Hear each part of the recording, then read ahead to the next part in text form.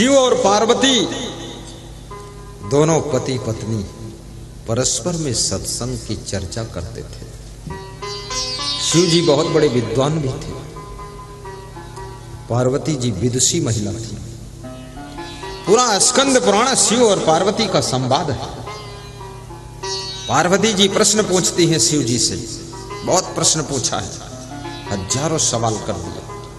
शिव जी सटीक उत्तर देते हैं, फालतू उत्तर कोई नहीं उनका।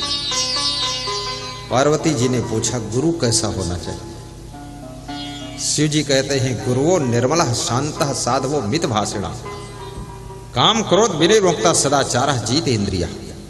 गुरु जितेंद्री होना चाहिए, सदाचारी होना चाहिए। गुरु संयमशील होना चाहिए, गुरु निर्मल अंतःकरण का होना चाहिए। और काम क्रोध को जिसने जीत लिया हो वो गुरु होना चाहिए। शिव जी तुरंत उत्तर दे देते हैं। पार्वती जी पूछती हैं पाखंडी गुरु के क्या लक्षण होते हैं? पाखंडी गुरु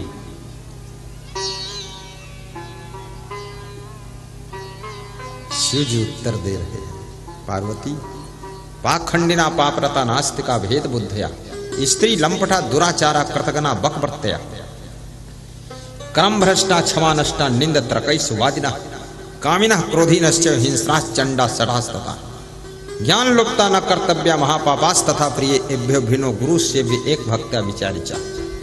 ये पाखंडी गुरु के लक्षण, उसको गुरु नहीं बनाना चाहिए। ढोंगी गुरु, ये भारत देश में बड़े गुरु घंटाल गुरु घूम रहे हैं।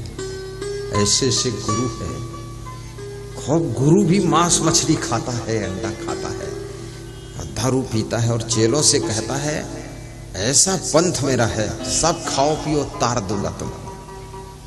लगता है भवसागर का यही ठेका ले रखा पूरा, तार देगा। कैसे तार दोगे तुम? ये कुकर्म करने से, गलत कर्म करने से तुम कैसे तार दोगे? फिर रामायण कहती है कर्म प्रधान विश्व रचि राखा जो जस करे सो तस फल चाखा। और तुम कहते हो कुछ भी खाओ पियो, उल्टम जुल्लम काम करो, व्यभिचार करो, अनाचार दुराचार भ्रष्टाचार, मैं तार दूंगा। तुम कैसे तार दोगे? तुम राम भगवान से बड़े हो गए।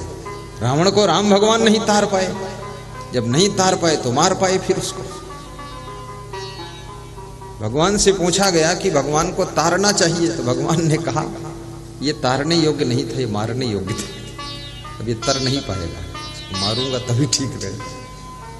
वो बताते हैं तुम जितने कर्म जगत में ही उन्हें वो सब तुम करो, मैं तार दूंगा। ये से झूठे गुरुओं के झांसे में मत आना। अपना आचरण सुधारिए, कर्म सुधारिए, स्वभाव सुधारिए, विचार सुधारिए।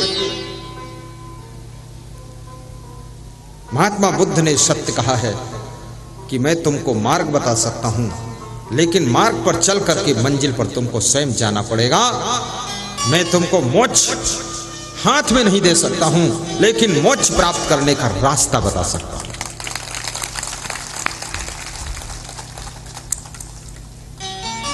साहिब बंदगी बोली।